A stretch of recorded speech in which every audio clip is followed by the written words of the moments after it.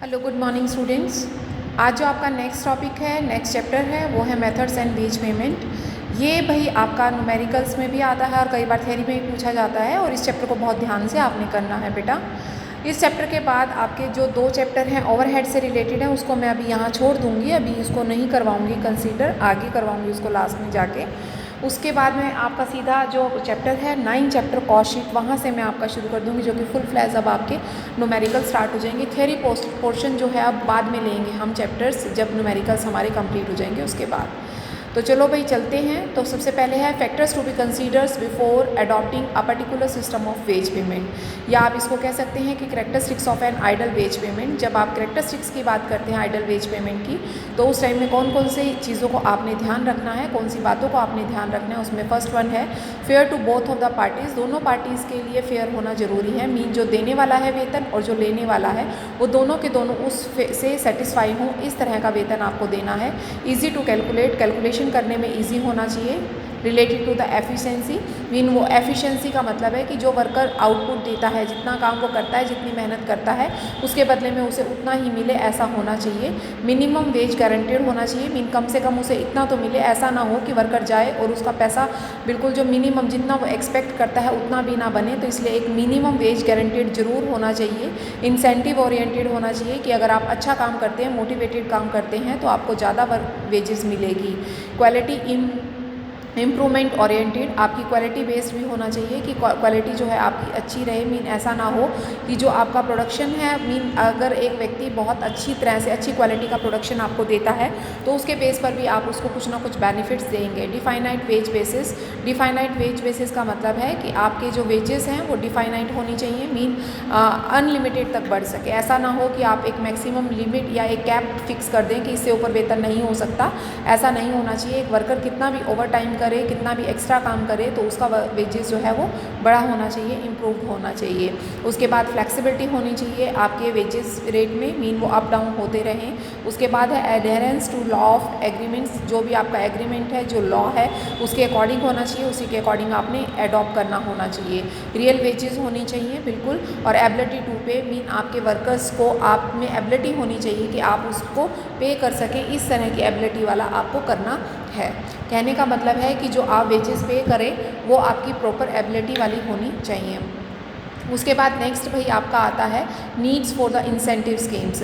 Incentive schemes की needs कहाँ कहाँ हैं? वो कहते हैं इंसेंटिव स्कीम की नीड्स ज़रूरत है, क्योंकि वर्कर्स जो हैं वो भी पैसा कमाना चाहते हैं, ज़्यादा से ज़्यादा कमाना चाहते हैं। और जब कोई भी व्यक्ति किसी काम को शुरू करता है, ज्वाइन करता है, तो उसको ये पता होना चाहिए कि उसे कितना पैसा कितना काम करने पर मिल सकता है। फिर वो कहता है factor of selecting incentive scheme, हमें किन बातों को ध्यान में रखना है जब हम कोई भी वेज की स्कीम एडॉप्ट करते हैं, क्योंकि जो आगे आप पढ़ोगे वो क्या है, सारे आपके मेथड्स ऑफ रेम्यूनरेशन। तो उन मेथड्स ऑफ रेम्यूनरेशन को ध्यान में रखते हुए आपने क्या ध्यान देना है कि जो आपके कौन कौन सी बातों को आपने ध्यान रखना है। एक तो प्रोडक्टिविटी को ध्यान में रखना है कि ऐसा ना हो वेजेस की पेमेंट आपको ज़्यादा मात्रा में करनी पड़े, जिसकी वजह से क्या हो जाए कि जो आपकी वेजेस है वो ज़्यादा हो जाए और कॉस्ट ऑफ प्रोडक्शन बढ़ जाए। इसीलिए आपको ये ध्यान रखना है कि आपकी वेजेस जो है वो मिनिमम रहे, ताकि आपकी कॉस्ट ऑफ प्रोडक्शन जो है वो कम से कम हो सके। सिंप्लिसिटी होनी चाहिए आपकी, मीन कैलकुलेशन में इजी होनी चाहिए। कॉस्ट रिडक्शन होनी चाहिए, उससे आपकी कॉस्ट रिड्यूस हो और आपके वर्कर भी सेटिस्फाई हो सके। और बेटर लेबर साइकोलॉजी, मीन जो आपकी लेबर है वो साइकोलॉजिकली सेटिस्फाई हो अपनी वेज से, ऐसा मेथड आपको एडॉप्ट करना है। अब बात आती है मेथड्स की। तो मेथड्स में यहाँ पर आपको 3 तरह के मेथड्स पढ़ने हैं। एक है टाइम रेट, दूसरा है पीस रेट, और तीसरा आता है इंसेंटिव स्कीम्स। इंसेंटिव स्कीम्स क्या होती हैं कि अगर एक वर्कर अपने काम को उस लिमिट से ज़्यादा करता है, एक मान लो 5 घंटे करना है और वो 8 घंटे करता है, तो वो आपकी इंसेंटिव स्कीम्स में डाल दिए जाते हैं। उसमें आपका प्रीमियम बोनस आता है, कॉम्बिनेशन ऑफ टाइम्स पीस आता है, ग्रुप सिस्टम आता है और अदर इंसेंटिव। इनको भी आगे फर्दर टाइम बेस पर डिवाइड किया गया है। तो आज हम जो करेंगे वो है आपका टाइम रेट सिस्टम।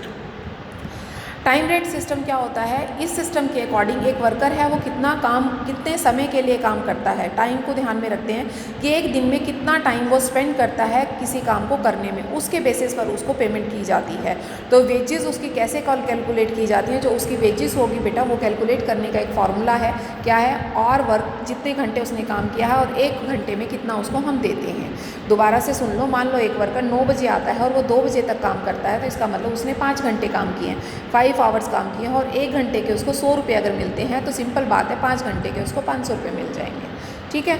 तो कहता है कि उसको वेजेस कैसे, तो उसका जो आर कितने घंटे काम किए हैं उसने और कितने पर घंटे का एक का रेट होता है, उस रेट के बेस पर आपको करना है। वो कहते हैं इस तरह का मेथड सूटेबल कहाँ पर है, इस तरह का मेथड वहाँ पर सूटेबल है जहाँ पर आपकी किसी भी तरह की जैसे पेंटिंग्स हैं या ड्राइंग्स हैं या इस तरह की जहाँ पर आप यूनिट्स बहुत कम बनते हैं, मतलब यूनिट्स आपके मान लो सारा दिन में एक ही पेंटिंग तैयार हुई लेकिन उसने लगाए उस पर 5-6 घंटे, तो आप ये तो नहीं कह सकते आपने एक ही पीस तैयार किया और आपको तो वही 100 रुपये मिलेंगे, नहीं, आप ये देखेंगे कि उसका टाइम कहाँ है। उस तरह की चीज़ों में जहाँ पर क्वालिटी का ध्यान नहीं रखा जाता, क्वांटिटी के मेज़र वगैरह पे ध्यान नहीं दिया जाता, जहाँ पर मशीनरी की टूट फूट कम होती है, उन चीज़ों में आप अपना टाइम पीस रेट को यूज़ कर सकते हैं। कहने का मतलब है कि जहाँ पर आपकी इस तरह की चीज़ें नहीं हैं कि जहाँ पर आपको क्वालिटी पर ध्यान देना है या आपकी चीज़ कैसी क्वालिटी की है, अच्छी क्वालिटी की है, बुरी क्वालिटी है की है, तो उन जगहों पर आप इस चीज़ को अडॉप्ट कर सकते हैं। उसके बाद नेक्स्ट आता है भाई इसके एडवांटेजेस क्या हैं। इसके एडवांटेजेस ये हैं कि बहुत ही सिंपल मेथड होता है, इसमें जो आपके वर्कर्स होते हैं उनको पता होता है कि इतने घंटे काम करेंगे इतना होगा, अगर एक्स्ट्रा घंटे काम करेंगे तो इतना होगा, उनके लिए कैलकुलेशन ईजी हो जाती है। इससे क्वालिटी ऑफ प्रोडक्शन भी इम्प्रूव हो जाती है और ये बहुत ही मतलब वर्कर्स को सेटिस्फाई करता है और डिफरेंट ग्रेड्स वाले जो वर्कर्स होते हैं इससे फुल्ली सेटिस्फाई होते हैं। लेकिन डिसएडवांटेजेस क्या है कि जहाँ पर वर्कर्स जो हैं क्वालिटी अच्छी नहीं देते, सिर्फ इस तरह का एक्सीडेंट्स वगैरह बहुत ज़्यादा होते हैं, वेस्टेज वगैरह बहुत ज़्यादा हो जाती है, जल्दी काम करने के चक्कर में वो क्या करते हैं, ज़्यादा काम करने के चक्कर में वेस्ट करते हैं, इससे हेल्थ वगैरह के भी इशू बन जाते हैं, ठीक है। और उसके अलावा आपकी मशीनरीज़ की टूट फूट भी बहुत ज़्यादा होती है, प्रोडक्टिविटी भी डिक्रीज़ होती है, ठीक है, एफिशिएंसी भी नहीं आती, क्वालिटी भी डिक्रीज़ होती है। तो ये सारे इसके बेसिक रीज़न है जिस वजह से ये आपका अच्छा मेथड नहीं माना जाता। उसके बाद इसका एक न्यूमेरिकल दे रखा है, वो न्यूमेरिकल क्या है, from the following data prepare a statement showing the cost of the 8 घंटे of engaging the preparing type of the labour. वो कहता है 8 घंटे वो उस काम को करते हैं। मंथली सैलरी जो है उसकी 2000 है, लीव सैलरी पे फॉर द वर्कमैन है 5%, उसके बाद एम्प्लॉय कॉन्ट्रीब्यूशन है 8% ऑफ द सैलरी है, उसके बाद एम्प्लॉय कॉन्ट्रीब्यूशन स्टेट में है 2.5% ऑफ द सैलरी, फिर pro rata expenditures and amenities to the labour है 179.50 per head and numbers of working hours in the month हैं 200 घंटे वो काम करता है। देखो मंथली सैलरी उसको 2000 मिली, 5% का उसको क्या मिला है, लीव सैलरी मिली है, एम्प्लॉयमेंट कॉन्ट्रीब्यूशन जो है उसको वो 8% का मिला है, वो आप निकाल दीजिए। उसके बाद उसका एम्प्लॉई कॉन्ट्रीब्यूशन टू एसआई है। अब आप सोच रहे होंगे दोनों 2100 पे क्यों किए, क्योंकि उसको monthly salary plus leave salary जो उसको मिलती है उन दोनों का वो टोटल सैलरी हुई ना, उसके ऊपर आप निकालेंगे, ठीक है। उसके अलावा उसको और एमनेटीज़ टू लेबर मिलती है 179, तो टोटल उसको 2500 रुपया मिलता है। अब वो 2500 उसको 200 घंटे काम करने का मिलता है, तो 1 घंटे का कितना हो गया 12.5 रुपये। तो 1 घंटे का 12.5 रुपये और वो काम कितने घंटे करता है, 8 घंटे करता है। तो इसका मतलब डेली के उसके कितने रुपए हो गए, 100 रुपये की सैलरी के हिसाब से, 100 रुपये की वेजेस के हिसाब से वो काम करता है एक दिन में, मीन उसको एक दिन में 100 रुपये दिए जाते हैं, ठीक है। तो ये है भाई आपका जो इससे रिलेटेड क्वेश्चन था जो आपका आपने किया टाइम बेस वाला।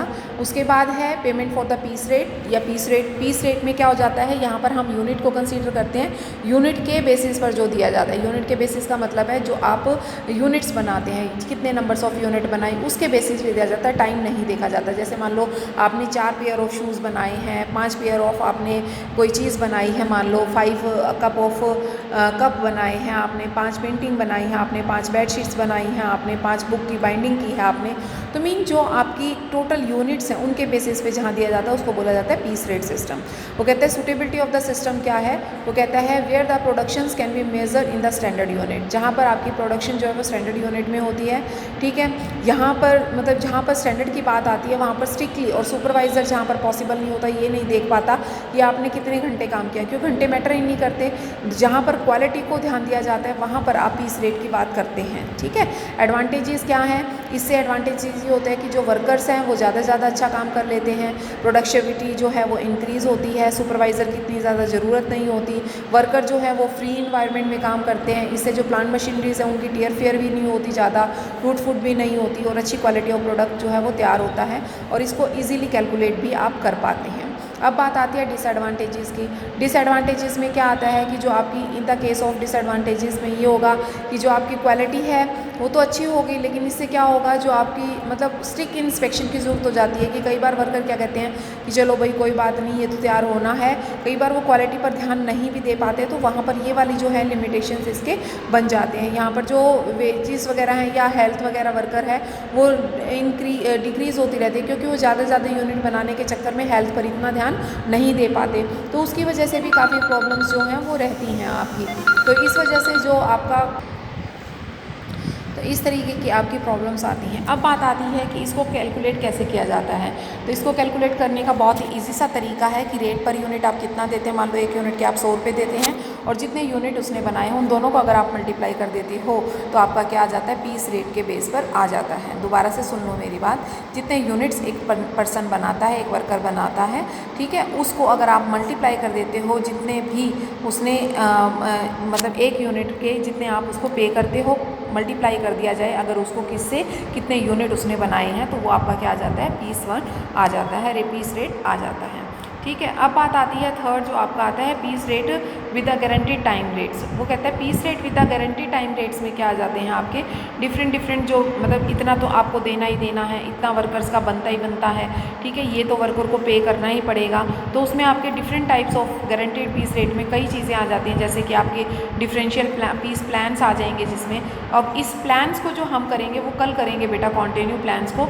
उसमें आपके डिफरेंट प्लान हैं, जैसे टेलर का प्लान है, एक आपका मारिच का आएगा, ठीक है, ये 2 करने हैं इसके अंदर। डिफरेंशियल पीस रेट के अंदर आपके 2 आएंगे, एक टेलर आएगा और एक मैरिक डिफरेंशियल आएगा। और ये न्यूमेरिकल जब आपसे क्वेश्चन पूछा जाता है तो डायरेक्ट आपसे ये इस तरह से ही पूछे जाएंगे, जैसे कि अभी आपको एक कराया है या आगे कराऊंगी। और अगर ये थ्योरी में पूछा जाएगा तो आपसे डिफरेंट पीस रेट के मेथड्स पूछे जाएंगे बेटा, और उसी के बेसिस पर आपको इनको करना होगा। ओके, आई थिंक सो कि आज का टॉपिक आपको कंप्लीट हो गया होगा और आप इसे अच्छी तरह से कर लीजिए, क्योंकि अगला टॉपिक आपको तभी समझ आएगा जब आपको ये आ जाए।